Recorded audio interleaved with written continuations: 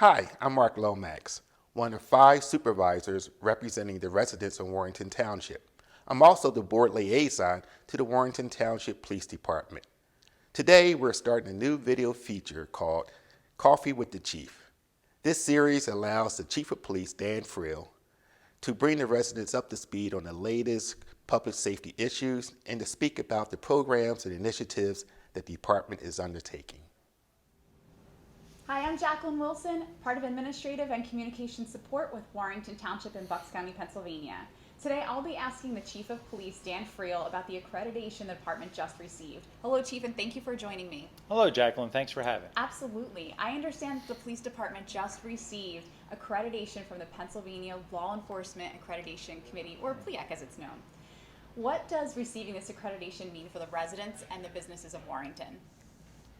It means that our police department has met the standards, the high standards of PLEAC as set for best practices for municipal police departments in Pennsylvania.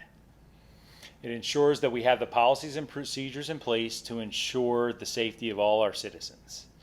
Accreditation improves law enforcement and community relations, and it provides assurances that the law enforcement agencies are compliant with their responsibilities. Can you tell me a little bit about what your staff had to do to make this accreditation happen? First, this is something that needed to get done under my administration. It was a top priority. It has been a work in progress for many years. It was truly a team effort and a lot of hard work to bring it all together, along with moving into a new facility. An outside consultant was hired who has the vast knowledge in the accreditation and requirements and reviewed all aspects of our operation. A large part of what the staff was already doing met the standards for accreditation. Some of our policies needed to be updated, and we had to publish new policies and procedures. This was all done electronically through a new software program we purchased in 2019. We basically changed the way we documented some things to establish proof of compliance to the standards that are set by the Accreditation Board. Every year, accreditation standards, training requirements, and laws change, and we are constantly adjusting to meet those changes, and we need our staff to make those adjustments as well. Supervisors had to monitor the officers in their charge and make sure they were following all the policies and procedures and documenting everything correctly. These proofs of compliance would then be passed on to our accreditation manager, who would then upload them into an assessment to be reviewed by the assessor sent by the State Accreditation Commission.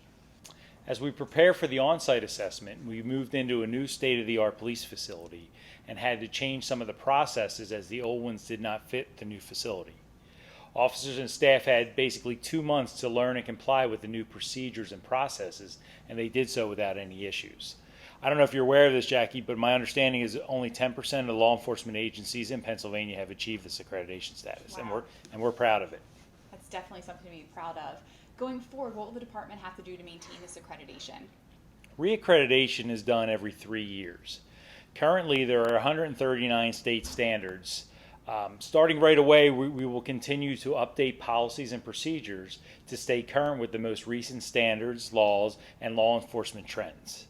The officers will document compliance with all policies and procedures as proof that we are maintaining the best law enforcement practices. We need to show proofs for each of the 3 years prior to the next on-site assessment.